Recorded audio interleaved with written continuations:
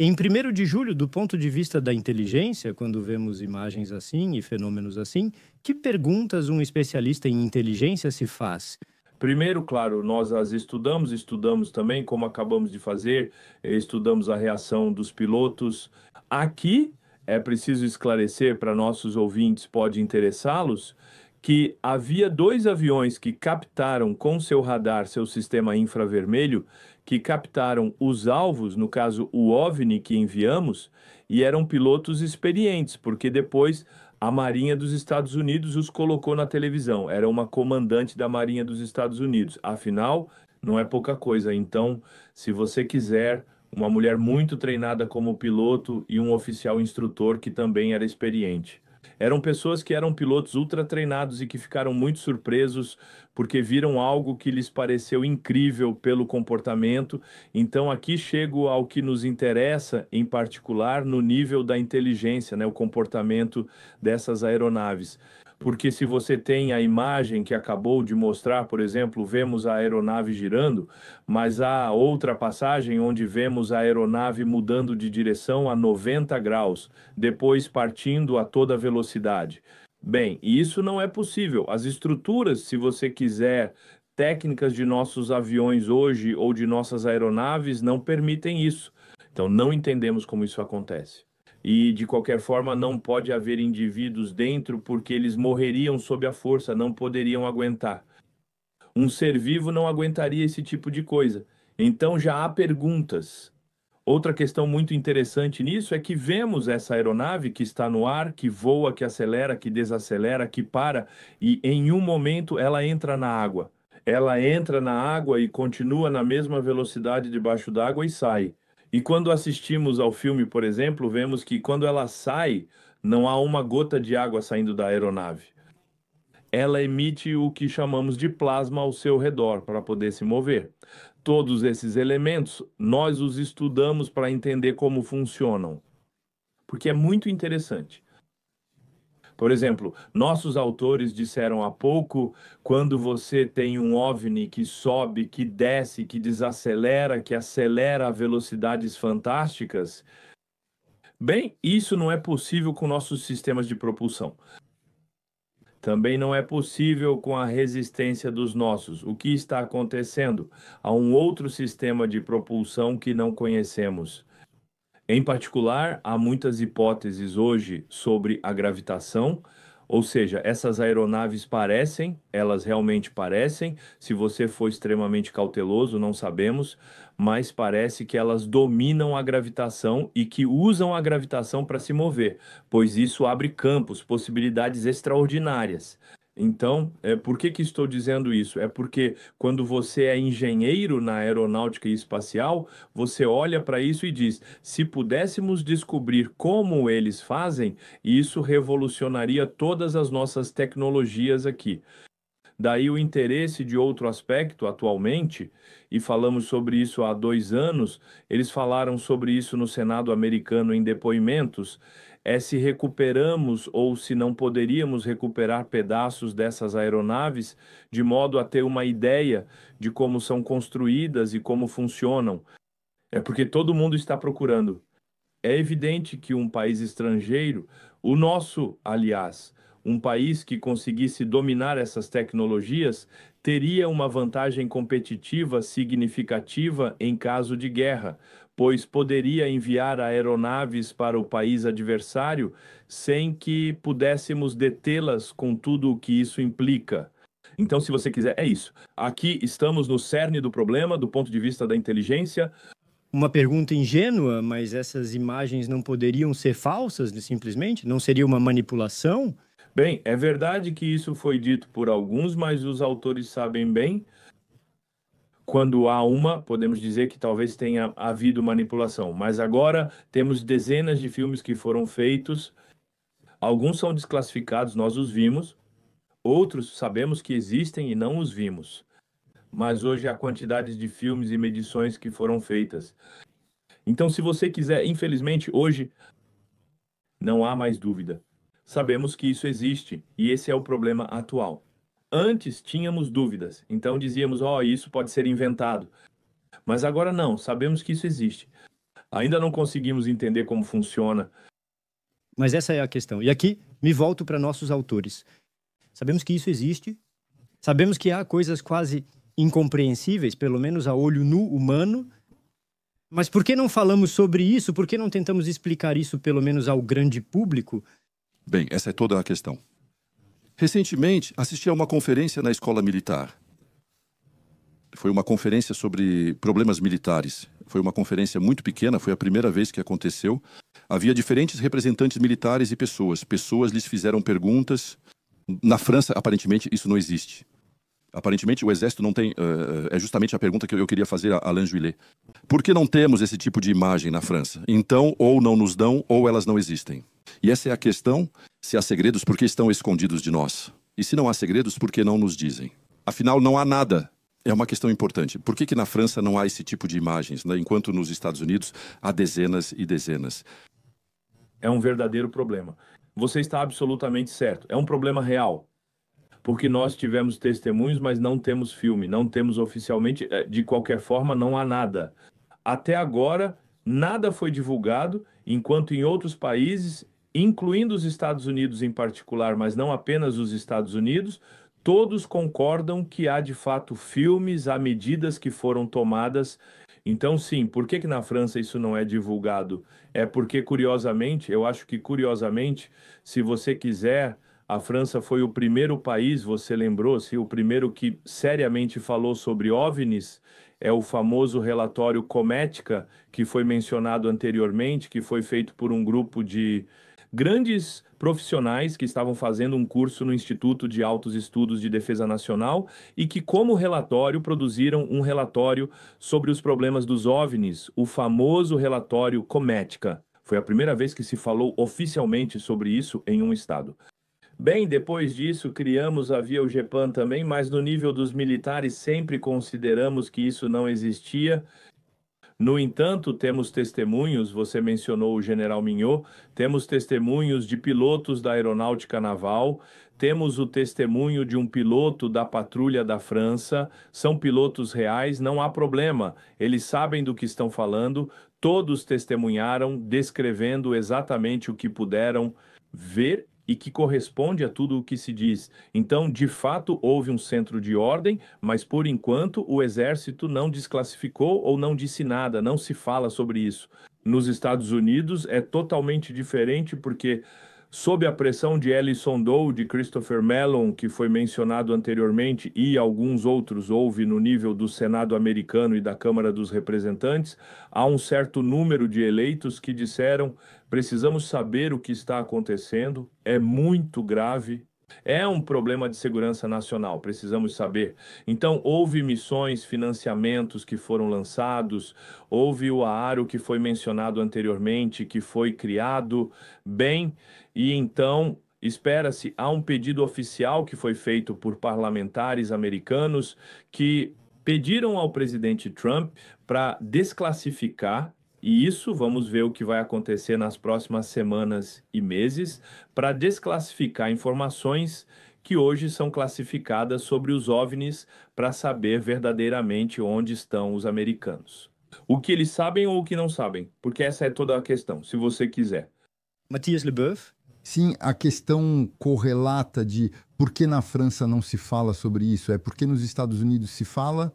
E Alain acabou de mencionar Christopher Mellon, que é um ator também extremamente importante. Talvez seja necessário lembrar para os ouvintes quem é Christopher Mellon. Ele é um subsecretário de defesa em duas administrações, a administração Clinton e a administração Bush, e que era especialista justamente em inteligência sobre esse domínio, que entrevistamos e que gentilmente nos respondeu também no livro. Por que nos Estados Unidos se fala tanto sobre isso? Justamente porque havia um escritório com um orçamento e que, em um dado momento, Elizondo, que estava à frente desse escritório, bate à porta e decide falar por trás. Há também questões de orçamento, né? Ou seja, o fato de vazar esses vídeos, e aí temos 3 vídeos que emanam da Neves, mas provavelmente há muito mais, ou seja, esses vídeos, né, os 3 comboios que não estão, aliás, em forma de qualidade militar, certamente há muito mais materiais ou equipamentos do que esses 3 vídeos, e eles saem porque por trás desse, desse dossiê, há uma luta entre pessoas que querem manter o silêncio e a cortina de ferro sobre esse dossiê e outras que, ao contrário, acham que devemos continuar, a financiar uma inteligência sobre isso e 2, que o cidadão americano deve estar ciente do que está acontecendo. Então, por trás do debate científico, há questões financeiras e políticas de orçamento e de cidadania, e que são muito fortes nos Estados Unidos, enquanto na França não temos essa cultura, afinal. Já porque não há um orçamento propriamente dedicado a isso, então não há... Não há, no entanto, fomos os primeiros a fazer isso, e que ainda existe e que tem... Bem, não é grande coisa, mas bem, isso existe há muito tempo. Nós, na França, fomos os primeiros e pioneiros, de fato, no GEPAN, no relatório Cometa, que é um relatório encomendado pelo político, entregue. Olivier Cramet, que eu acho, sob Jospin, que recebeu isso.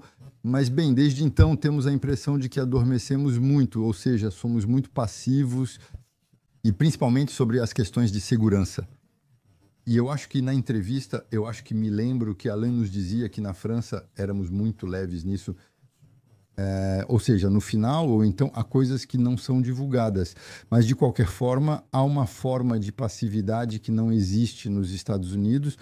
Eu queria voltar à qualidade dos vídeos. É preciso ter cuidado, porque muitas pessoas criticaram os vídeos, dizendo que não se via nada, era complicado.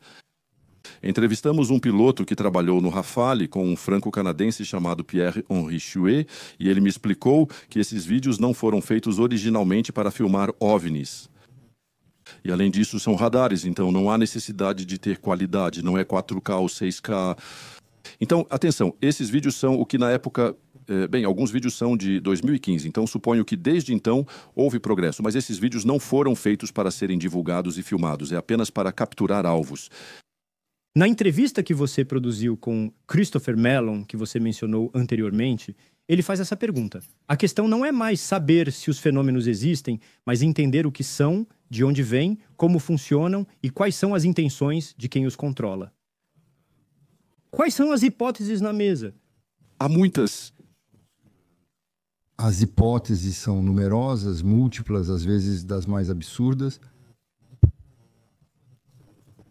É por isso que também entrevistamos físicos como Philippe Guillemot.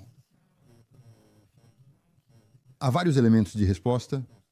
Existem hipóteses sobre como isso é possível tecnicamente, como fisicamente, como mencionou Alain, como fisicamente trajetórias como essas podem ser, como dizer, mantidas, e como acelerações, jatos de fato também podem ser mantidos. Há seres vivos dentro, porque se forem seres humanos é impossível de, como dizer, resistir a isso, né? O que leva a pensar que, portanto, não são fenômenos manipulados por, iniciados por seres humanos. Então, os físicos explicam isso de diferentes maneiras. Philippe Guillemot fala de hiperfísica dos OVNIs como uma teoria de, como dizer, muito física, muito particular. Você tem uma teoria também que... Os mundos paralelos. Que diz, então há uma teoria dos mundos paralelos e a outra teoria que é uma teoria emergente e que está ganhando cada vez mais peso, que diz que esses fenômenos podem ser máquinas que vêm do futuro. Nós, no futuro. Nós, no futuro. Ou seja, na verdade, mas bem, aí já estamos na especulação. A outra explicação, a Jean-Pierre Petit. Então, Jean-Pierre Petit, que Alain conhece bem e que inventou um modelo físico que poderia explicar essa propulsão.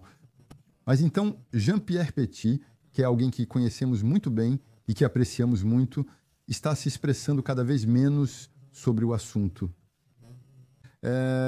E há Jean-Pierre Petit, que propõe elementos de resposta em relação a essas invenções, especialmente sobre a propulsão dessas máquinas que são bastante técnicas, mas que poderiam talvez explicar um certo número de coisas. Vou aproveitar para intervir também sobre isso, porque estamos no cerne do problema da análise do que está acontecendo. Além do que dissemos sobre os riscos que eles representam, é que as máquinas em si representam Alguns usam tecnologias que não dominamos, mas que gostaríamos muito de conhecer. Porque, como julguei anteriormente, quem as dominar terá uma vantagem sobre todos os outros. Então, isso explica, de um lado, toda essa sensibilização. Insistimos há 2 anos para saber se um país ou outro recuperou pedaços desse tipo de máquina. Nos Estados Unidos, houve uma audiência no Senado de um rapaz chamado David Grush, que falou longamente sobre isso, dizendo que os americanos recuperaram pedaços, mas não só, porque há outros países que disseram que também têm. Por que isso é importante? Porque se conseguirmos recuperar pedaços dessas ligas e observar como são constituídas, poderemos ver se foram construídas aqui, ou seja, na Terra. Porque quando se faz uma liga no espaço, ela não tem as mesmas características de uma liga feita na Terra. Veremos os minerais que foram usados dentro. Há muitas questões que nos permitirão entender melhor ou começar a entender a origem de tudo isso. É exatamente como mencionamos sobre a velocidade, sobre os deslocamentos, onde há um certo número de teorias.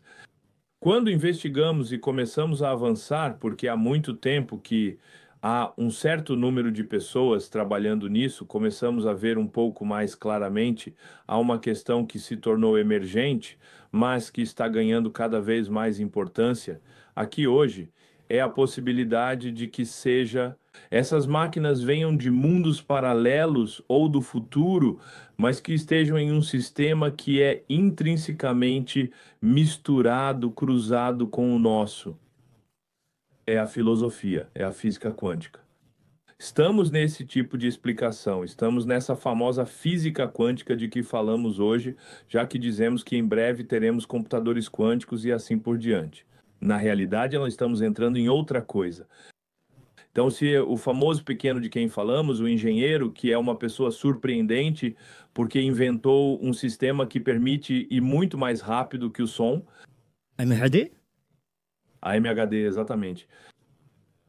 E essa MHD, como sempre, ele a inventou na França. Nós não acreditamos. Os russos recuperaram a tecnologia e hoje tem mísseis que vão, de fato, mísseis hipersônicos. Falamos sobre isso regularmente? Os chineses, o mesmo. E agora os americanos estão se envolvendo dizendo, mas atenção, máquinas que podem ir a velocidades hipersônicas é muito interessante tanto no plano militar quanto para outras aplicações. Então, no início, tivemos algo que foi encontrado por um francês, mas que os franceses não usaram. Então, o que é interessante é que agora, como foi dito, Petit emitiu várias outras hipóteses, especialmente sobre esses famosos mundos paralelos, que poderiam explicar muitas coisas. Mas o que eu percebo é que na França não conseguimos encontrar cientistas franceses reconhecidos que peguem o caso dizendo que vão verificar, vão olhar seriamente, vão verificar se essas hipóteses são boas ou não. Isso é um verdadeiro problema, porque, como de costume, eu acho que vai acabar com os americanos, os chineses, os russos ou outros nos dizendo que pegaram o caso e agora sabem fazer isso. Isso é terrível. O que entendemos é que não entendemos o fenômeno, mas que talvez estejamos a 1 ou 2 passos de uma compreensão totalmente humana do fenômeno. Ainda nos falta a teoria científica para explicar tudo. Então surge uma pergunta. Poderíamos conceber que sejam simplesmente tecnologias humanas, mas escondidas? E nesse caso, por que estariam escondidas? Mas essa hipótese parece séria? É complicado. Porque já a pergunta que surge frequentemente é: se fosse uma tecnologia humana, por que essas naves sobrevoariam os Estados Unidos? Amanhã, se você construir uma nave especial, enfim, extraordinária, você não vai fazê-la sobrevoar um país que não é o seu. Então, ou é talvez uma tecnologia americana, mas não vemos muito bem, porque hoje o segredo duraria tanto tempo depois de tudo o que aconteceu desde 2017. Sim, parece bastante improvável que a explicação esteja desse lado, né? Ainda mais porque, como mencionou Alain, né? Há um ator, nesse caso, chamado David Grosh, que é um militar que também trabalhou na inteligência, que testemunhou diante de uma comissão do Congresso, e David Grosh vai muito, muito longe, pois ele diz que nós recuperamos material extraterrestre e principalmente que recuperamos material biológico. Orgânico. Orgânico, isso, obrigado. Orgânico extraterrestre. Esse é o cenário. E isso, ele diz mais uma vez, sob juramento, ou seja, sob o risco de perjúrio. Portanto, a hipótese extraterrestre é a mais avançada e a mais considerada. Que seja uma tecnologia humana, mais uma vez, isso significaria que um país, e manifestamente não os Estados Unidos, a menos que seja na esfera privada, mas enfim. Quando vemos que os foguetes hoje, né, os foguetes de Musk, têm exatamente o mesmo princípio que os foguetes soviéticos e americanos de 60 anos atrás, ou seja, não houve progressos enormes na propulsão. Isso é uma verdadeira questão. Além das pequenas botas e das coisas bonitas, e que hoje temos dificuldade em... Ir à Lua, em reeditar o que foi feito, é que em... Geral, há um século, especialmente no campo da física, não vemos avanços absolutamente significativos. Há aperfeiçoamentos de tecnologias conhecidas. Desenvolvemos o avião, o foguete, etc. Já a estação espacial está de apenas 400 quilômetros. Então, por que está a 400 quilômetros? Você tem uma explicação. Eu tenho. É porque se estivéssemos muito mais alto, e os chineses estão fazendo a experiência após algumas semanas, alguns meses, as pessoas morreriam de câncer e doenças, porque não podemos sobreviver no espaço. Ir ao espaço hoje, ir a Marte, é uma aberração. Então isso se junta um pouco ao nosso debate, pois hoje, por exemplo, como Françoise Combes, por exemplo, que para ela não é possível encontrarmos extraterrestres, que é uma astrofísica, a diretora da Cátedra do Universo no Collège de France. E então as distâncias são tão grandes que não é possível que extraterrestres tenham vindo à Terra. Então há um antagonista, temos um problema. Sim, mas justamente, desculpe-me por interrompê-lo, nesse caso, por que ela diz isso, Françoise Combes? É porque ela parte da equação de Einstein e da velocidade limite, a velocidade da luz, como você sabe. O E igual a mc2 com suas consequências. Se agora essa equação de Einstein não é apenas uma etapa, e há outras possibilidades além, nesse momento isso muda tudo. E essa é a característica de Petit. É o que diz... A velocidade da luz é para nós a velocidade máxima. Na realidade, podemos multiplicá-la. É muito interessante porque é aí que vemos que no nível dos cientistas, eles não concordam entre si. E isso é terrível. Eles deveriam refletir todos juntos para encontrar uma solução. Parece-me que aí tocamos no ponto essencial e é realmente o objetivo que gostaríamos de alcançar aqui no Toxin deste programa, que é levantar esse tipo de questões.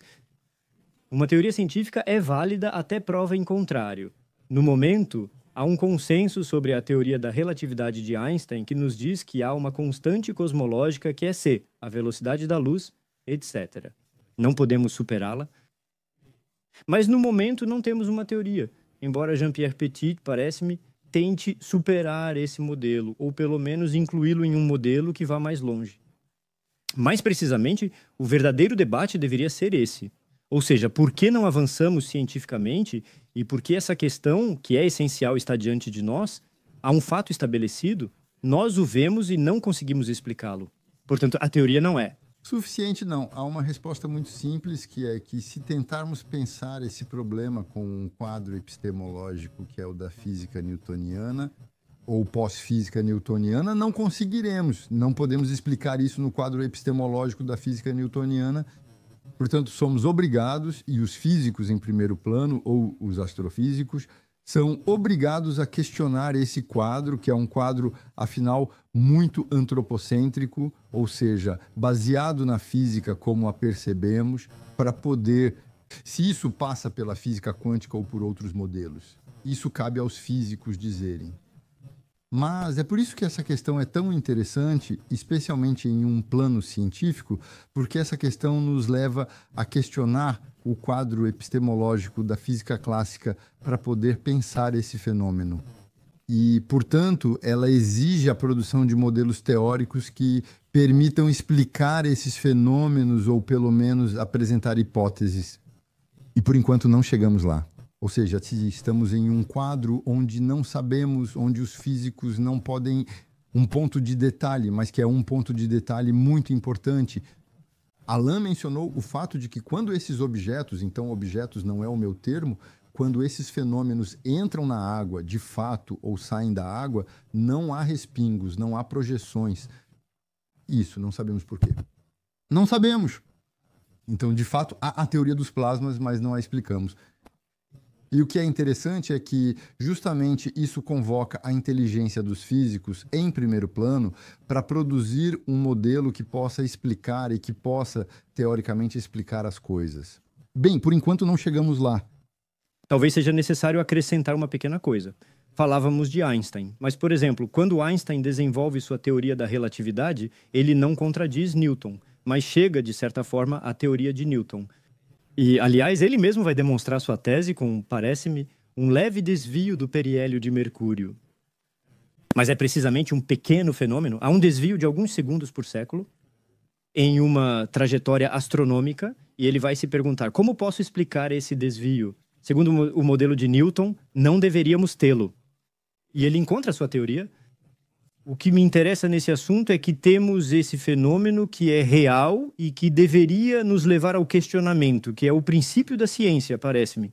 Mas por que esse questionamento não é, em todo caso, público? Por que os cientistas parecem hesitar e por que há uma espécie de anátema sobre esse assunto? Eu não acho que eles hesitam. Eu acho que eles têm medo, eles precisam de orçamento. Eles precisam de orçamento para sua pesquisa. Então, se amanhã um cientista disser que precisa de muito dinheiro para usar esses fenômenos, eu não acho que ele vai encontrar o dinheiro necessário. Há uma coisa, com certeza, né, em relação ao momento atual, há uma coisa que é muito interessante porque talvez seja o começo do que estamos falando. O telescópio James Webb, você sabe, no espaço, né, que tira imagens realmente dos primórdios do mundo, da criação do mundo, do universo. Cada vez que ele encontra algo, isso abala nossas teorias sobre a questão. Percebemos que nossas teorias são imprecisas. E a cada vez tentamos corrigir dizendo sim, mas não, é que havia um problema que não tínhamos visto e tudo mais. Na realidade, a questão que se coloca é: não será necessário construir uma nova teoria? E uma nova teoria física, astrofísica, que assegure a criação do mundo, isso muda toda a visão do conjunto. E, portanto, estamos bem no que você dizia, né? Ou seja, em algum momento é preciso se perguntar se aquilo em que estamos trabalhando não está sendo superado. E, entre parênteses, falávamos da física em geral. A física quântica surgiu há mais de 100 anos. Mas ninguém acreditou nela. Todo mundo se lançou na outra, na física clássica, como a fazemos hoje. E todo mundo dizia que é formidável, encontramos a solução. Só recentemente começamos a dizer, mas espere, a física clássica, estamos no muro, não nos movemos mais. Então precisamos encontrar outra coisa. E nesse momento percebemos que essa outra coisa, encontramos respostas na física quântica. Então, eu acho que é isso que está acontecendo. Eu acho que estamos também um pouco fora das considerações sobre os OVNIs em si, no plano científico. Estamos chegando a um momento em que será necessário efetivamente mudar nossos modelos, porque nossos modelos funcionam cada vez menos ou respondem cada vez menos às problemáticas que descobrimos. E quanto mais a ciência progride, mais percebemos que estamos diante do muro. Então há o modelo físico e por trás da física, ou englobando a física, a astrofísica. E especialmente na astrofísica há um certo número de cientistas que são apaixonados e que trabalham nisso. Nós tivemos a sorte de ter dois que se conhecem, que são amigos, que não têm as mesmas posições. Jean-Pierre Luminet, na França, especialista em buracos negros, e depois Avi Loeb. Avi Loeb, da mesma forma, não é qualquer um, ele é o diretor da cadeira de astrofísica de Harvard. Então é alguém extremamente qualificado, extremamente sério. Avi Loeb é alguém que trabalhou no asteroide Oumuamua desenvolvendo teoria. Você pode explicar rapidamente o que é esse asteroide? Porque é um caso interessante. O asteroide, porque isso aconteceu pouco antes de 2017. Aconteceu pouco antes de 2017.